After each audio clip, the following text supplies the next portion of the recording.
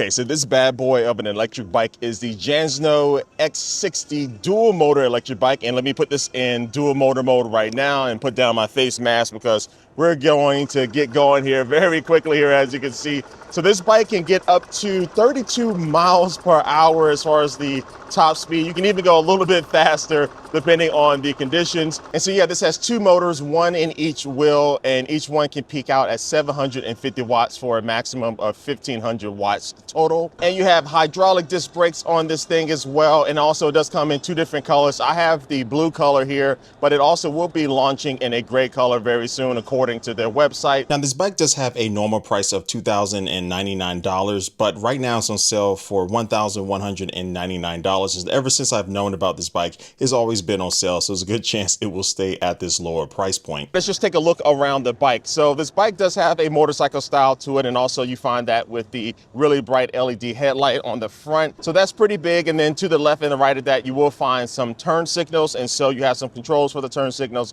on the handlebars, but they don't make any type of sound, nor do they actually have like a turn signal indicator on the display that pops up. So you have to remember to turn them off. Now, if you have been watching my e-bike videos for a while, you know I don't like that. I always like to have some type of audible sound for my turn signals, so I've remembered to turn them off. But anyway, on the back, you also will find a brake light that will brighten up a little bit when you do press down on the brakes. And then up on the handlebars, you will find the controls. So you do have a button to turn on and off the two-wheel drive. So when you do have it just in single motor mode, that will be using the rear motor. And then below that, you have the turn signal buttons and also a button for the electronic horn.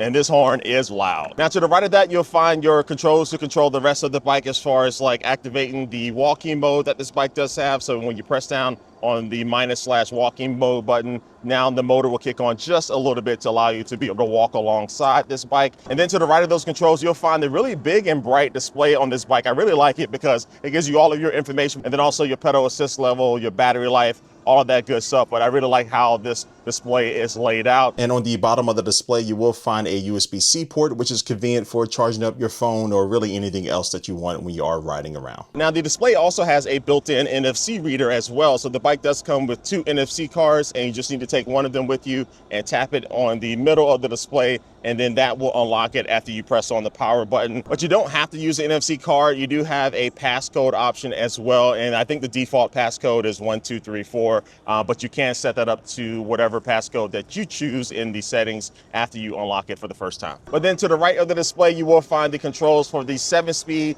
Shimano shifter, your typical standard shifter that does work and perform well, so you can drop or go up your gears depending on, you know, if you're riding up hills and stuff, to be able to help you pedal. And then to the right of that, you will find the half twist throttle. Now, one of my favorite design elements about this bike is this nice long and brown seat. So the seat looks good, but also feels good too. They put a good amount of cushion inside of it, so I'm very happy with the way it feels, even though it's not adjustable, so you can't raise it up and down or anything like that. It is long enough where you can scoot forward and backwards a little bit. But yeah, I really like the stitching and just really how this seat blends in with the rest of the bike. Now, the biggest negative about this bike will be the pedaling. As you can see, my knees are coming up very high. This is not a comfortable position to pedal in. I'm 6 feet tall, and I never want to really pedal on this bike. So do not get this bike for pedaling. I will tell you that right now. Now, if you're shorter than me, you might have a little bit better experience, but no matter what, you know, the placement of the pedals on this bike really make this a throttle first bike, for my opinion. Now, this bike does weigh around 120 pounds. So this is a pretty heavy e-bike. If you do take out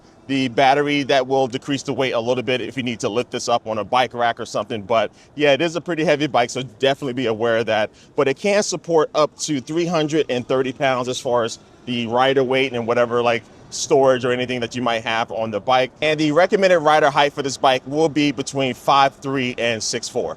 Okay, so now for my speed test of this X60. So out of the box, it will be able to get you up to 28 miles per hour using pedal assist, but you can fully unlock this bike to be able to go over 30 miles per hour. And to do that, all you have to do is take off the seat, which is just 4 screws. And then now you just need to unplug this black and white wire. So I'm not gonna show you how to do it, but that's basically how you do it. And so for my first test, it will be throttle only. And the first one I'm going to do is just a single motor mode. So just using the rear motor in the back. So 3, 2, 1, boom.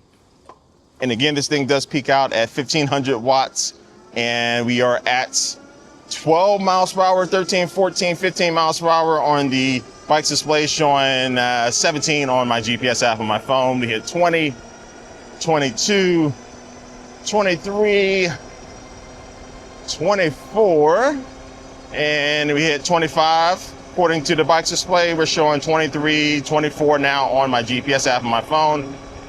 And we hit 26 on the bike's display. We're at 25.5 on my GPS app. And we are at 27 miles per hour on the bike's display. And we're showing 25, 26 on the GPS app. Can we get 28? It looks like we're hovering around 27.5 here. And let's go ahead and test out these hydraulic disc brakes, which are really good as I pull over here to the side here. Very nice braking. So yeah, close to 28 miles per hour on the bike's display, around like 26 miles per hour on my GPS app on my phone. But now let me turn around and do the same test using both motors. And to turn on both motors, again, we just hit this button right here, and then on the display here, we'll be showing both motors lit up in green, so you know you are ready to go. So let's get this thing going in 3, 2, 1, boom. Oh yeah, and that torque is definitely noticeable here. And we are rolling. We're already at 20 miles per hour, 25, 27, 28, 30 on the bike's display. We hit 28, 29, 30 on my GPS app. We're showing 33 miles per hour on the bike's display. And we're showing 31.8 on my GPS app on my phone here. So this thing is moving, baby. And you feel that difference in dual motor mode. Like that torque, that explosion off of the starting line is just so powerful. This is one of the fastest starting bikes that I've ever reviewed with dual motors. And it's up there with something like the Aerial Rider Grizzly that does cost more money than this, but that experience is just really getting that fast takeoff with that very fast top speed is really nice on this thing. All right, so now let me go ahead and do a test here just using the pedal assist. I'm in pedal assist level 5, so 3, 2, 1, boom. And again, pedaling on this bike is not very ideal for me being 6 feet tall. And it's really not even the height, it's just actually how they have the pedals positioned. But we are at 18, 20 miles per hour, 21, 22, and this is just awkward to pedal. This is the first time I'm actually just gonna give up on this pedaling experience here, because it is just, my knees are coming up way too high with this particular bike. So it's just one of those things where if you are getting this bike, my 100% recommendation is to get it if you are just planning to use it throttle only. If you are trying to pedal on this thing, it's just not going to be comfortable at all. So that is a knock on this bike, but it is one of those things where you do have this dual motor mode, which it gives you great acceleration and great speed. And that kind of makes up for the pedaling not being that great. But yeah, like just me pedaling right now, I feel like my phone is about to fall out of my pocket here, my other phone that I'm using instead of this one on my bike. And yeah, it's just not really ideal at all. So yeah, just know that. Oh, and the pedal assist level that you are in will determine your top speed. So if you want to go the fastest, over 30 miles per hour, you need to make sure you're in pedal assist level 5. And as you drop down all the way down to 1, that top speed will also lower too. All right, so now let's talk about the battery on this bike. So this bike does come with a 48 volt, 23 amp hour battery that actually lives right underneath you when you are riding in the middle of the frame of the bike. And it does have this little lid that you can pop up to have access to the charging port. So you can charge this battery on the bike, and it takes around like 6 to 8 hours or so to get it fully charged. Or if you actually want to take the battery out of the bike and then take it inside to charge, just use one of the 2 included keys to be able to unlock it in that same section, and then now you can pull it out and take it inside. Now I do wish they actually added a little cover here for the top of the battery, not only to make it look better, but also to give it a little bit more protection from the elements and stuff like that. But no matter what, I like the placement of the battery, and the battery itself isn't too big or too heavy.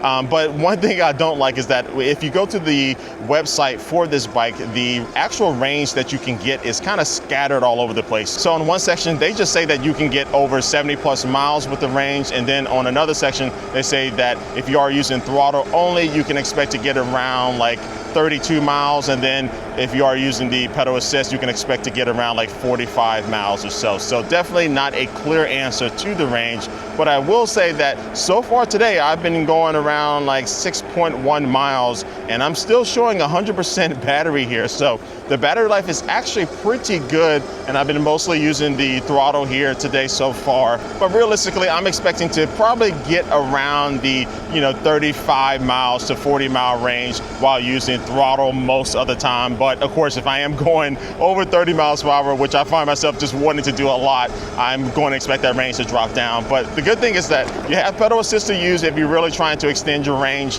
and be able to make sure that you can go as far as possible. But the bad thing again is the pedaling is just not that great. And now let me test how this thing handles a little bit off-road here. So we have some cobblestone with some grass and stuff, and these 20 by 4 inch fat tires are doing a pretty good job of not like slipping out or anything. The treading on the tires aren't super deep, but definitely not as slick as you get sometimes on these e-bike tires. And now we're going over the grass here, and it's a little bit more bumpy here, but this bike does have dual suspension, so front suspension and also rear suspension underneath the seat. And while the suspension isn't adjustable, this actually isn't as bad as I was expecting. So in this price range, this is not going to be giving you world-class suspension, but definitely good enough if you are finding yourself off the beaten path just a little bit. But this isn't a bike that's really marketed for like off-roading or anything, so definitely want to keep that in mind. But again, if you are just wanting to have a little fun or just go out somewhere like I am right now, this bike isn't going to be as bumpy if it was just a regular hardtail e-bike with no rear suspension. And these are spokeless rims on this tire as well, so you don't have to worry about tightening up the spokes over time or anything. And also they give it a nice little look too. Oh, and you also do get front and rear plastic fenders on top of the tires to help protect you from debris and anything else that might splash up from the tires. All right, so look, overall, this is a bike that I will be riding more like a motorcycle or a little moped or whatever because of the throttle, the acceleration, just that power you get from the dual motor mode. It's just something that is always fun to ride. And again, I don't like the pedaling, and I will always say that I do not like the pedaling on this bike. But everything else with this bike, as far as the cable management and just the way it looks and the finish of this bike, does feel really good, especially for that around $1,400 price tag while it's on sale right now. So this is a very fun bike, as long as you know what you are getting when you are buying it, that this, again, in my opinion, will be a throttle first e-bike. But if you want something that's fun to ride around on the roads and just really rip it when you can, this is definitely a good e-bike to enjoy. So I'll drop a link down below in the description of this video, and this will take you to the product page for this bike if you are interested in buying it. It might be an affiliate link. If you do use that, it does help support this channel. But like always, drop a comment down below and let me know what you think about this bike. And now I will thank you for watching this video, and I will catch you later. Peace.